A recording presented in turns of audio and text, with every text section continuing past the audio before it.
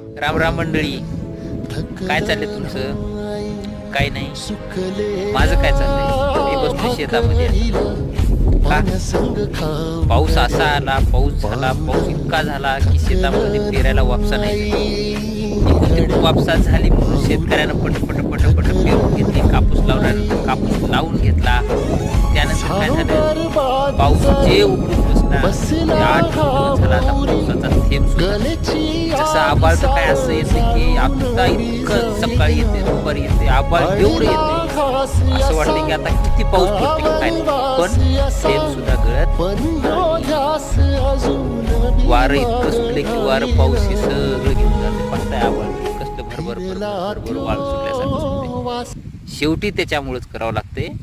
हे बघा इकडे काय पाऊस नाही पडलं, जोडा पैप द्या पाणी, जोडा पैप द्या पाणी.